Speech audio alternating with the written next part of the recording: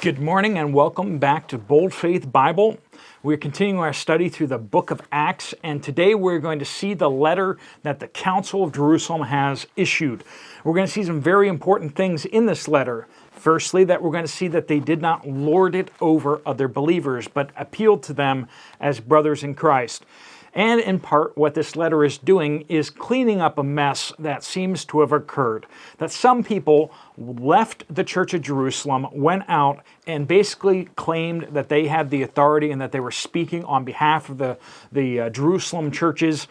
And they weren't speaking on behalf of the Jerusalem churches. So this letter is going out to say, those guys, they weren't from us. This is their position is not our position. This is the position that we have, and this is what we suggest and recommend to you all. That is definitely in contradiction to some church traditions' understanding of how the early church and how church today should work. That somebody or some people with funny-looking hats should be able to tell you what you ought to believe, and if you don't believe that, well then, you're just wrong. Before we begin this Bible study today, let's first begin with a time of prayer and a time of confession. Let's pray. Lord God, we come before you this morning, seeking you to speak to us. Help us to understand your word. Help us to learn how we ought to live. And while we see a lot of implications on how we should do church, Lord, help us also to see the high privilege that you've given every single believer, that we have direct access to you. Because we have that direct access to you, Lord, it humbles us and it frightens us a little bit, because you are holy. And Lord, we are men and women who have sinned in various ways. So Lord, we want to lift up our sins and our failings to you now in this time of confession.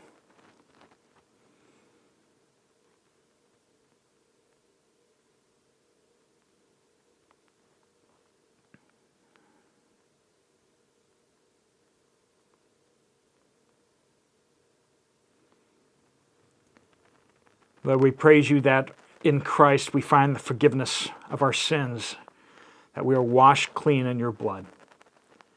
Lord, we don't want to take that for granted. And as you taught us to pray, Lord, forgive us our trespasses. So we pray as well. Lord, we pray all these things in Jesus' powerful name. Amen. We are picking up in Acts chapter 15, starting in verse 22. Let me read through the passage. This is set up, and then we're going to hear the letter that they send to the brothers and sisters in Antioch, which is where Paul and Barnabas are coming from with this concern, with this crisis. Hey, did you send these guys? And they're saying all this. Are you guys saying that too? So here's the response. Verse 22, Then the apostles and elders with the whole church, so not just all the people with the pointy hats, but like the whole church came together, and they decided to select men who were among them and to send them to Antioch with Paul and Barnabas. They called out Judas, called Barsabbas, and Silas, both leading men among the brothers. They wrote this: From the apostles and the elders, your brothers. No. The Lord's over you, right? No, they say brothers. To the brothers and sisters among the Gentiles in Antioch, Syria, and Cilicia. Greetings. Since we have heard that some, without our authorization, went out from us and troubled you with their words and unsettled your hearts, we have unanimously decided to select men and send them to you along with our dearly beloved Barnabas and Paul, who have risked their lives for the name of our Lord Jesus Christ. Therefore, we have sent Judas and Silas, who will personally report the same things by word of mouth. For it was the Holy Spirit's decision and ours not to place further burdens on you beyond these requirements, that you abstain from food offered to idols, from blood, from eating anything that has been strangled, and from sexual immorality. You will do well if you keep yourselves from these things. Farewell. So as I said, you hear that appeal. This is not you must do, or thus saith the Lord, we have heard from God, and therefore you must obey. There's a lot of that in churches and in certain denominations, certain circles where, I have a word from God and I'm going to give it to you and you need to listen to me. Or I have the cool hat, you need to listen to me. Or I have the position of authority, whether it's pastor, whether it's bishop, whether it's pope, whether it's archbishop, or, a lot of people want to tell you what you must do. Now, when they tell you something that you must do and they start quoting chapter and verse to you and they show you in Scripture where God said that, that's one thing. It's another thing when they had an idea or a dream or an understanding of things. And they can't really show it exactly to you, or they might take some verses out of context to kind of show you that they're right. But they want to lord it over you. They say, yeah, God asked you to do these things, but you also need to do this and that. God said, study the Scriptures. Oh, by the way, you need to study my translation. The KJV is the only translation you're allowed to use. What happens if you speak Spanish? All the Spanish people are really, really, out of luck because they can't read the KJV. And kids today, they can't understand the these and thous, so therefore they're toast. What about the Romanians? What about every other nationality out there? KJV is just a translation. It was a good translation. It was done excellently, and it had profound impacts on the English language, profound impacts on the English and the United States culture and Canada and all the other places where English is spoken. The KJV has had a profound impact on the world, unlike more so than pretty much almost any other translation of the Bible, apart from the Vulgate, the Latin Vulgate potentially, or the Greek Septuagint. So massively important translation, but it's not the only translation. And we have newer ones that are in some ways more accurate. If you love the KJV, awesome. If you love a different translation, that's probably pretty good too.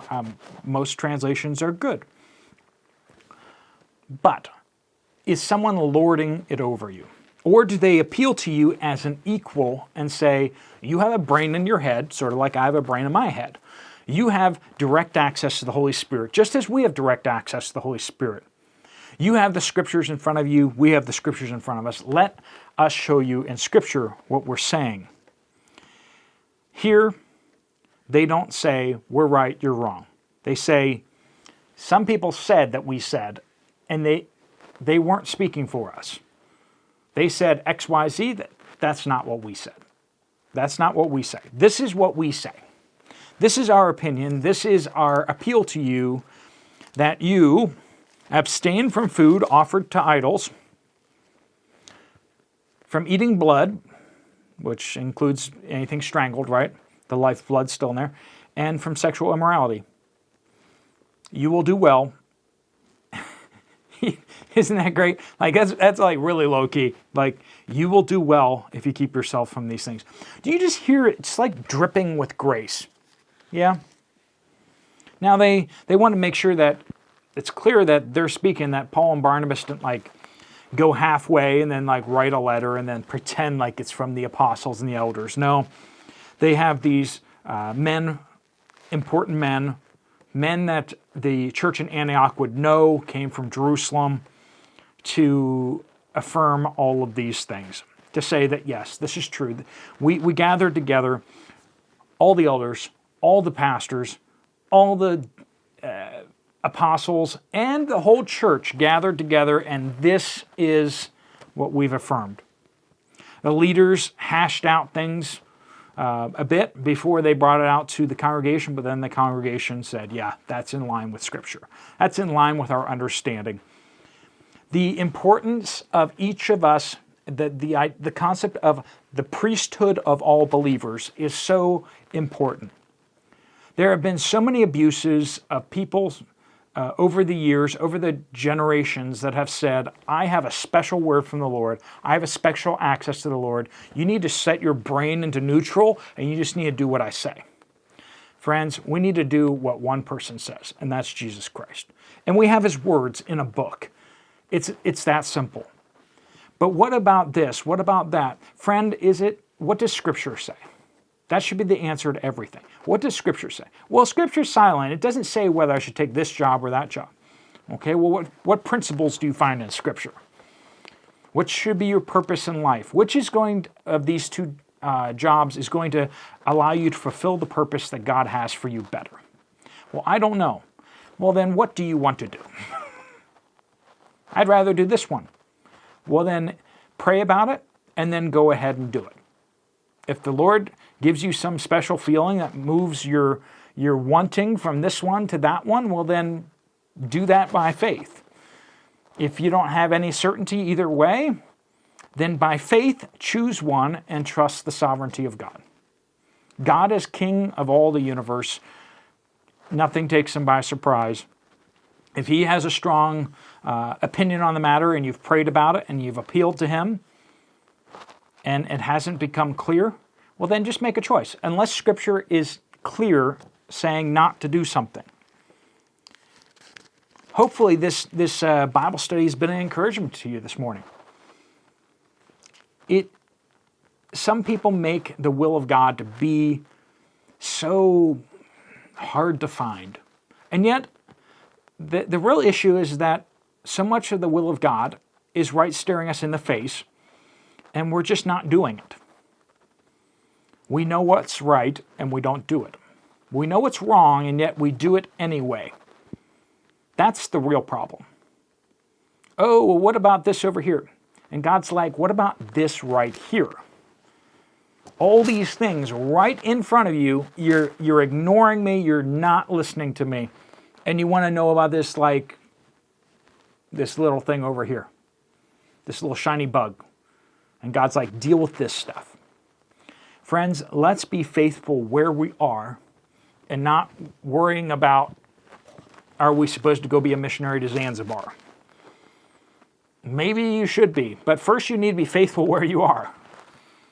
You need to be faithful today, not worrying about what you're going to be doing 20 years down the road. We like to do that. We like to think of this great sacrifice we're going to make 20 years down the road, and we can be as unfaithful as we want to today. That's human nature, but it's also sinful nature.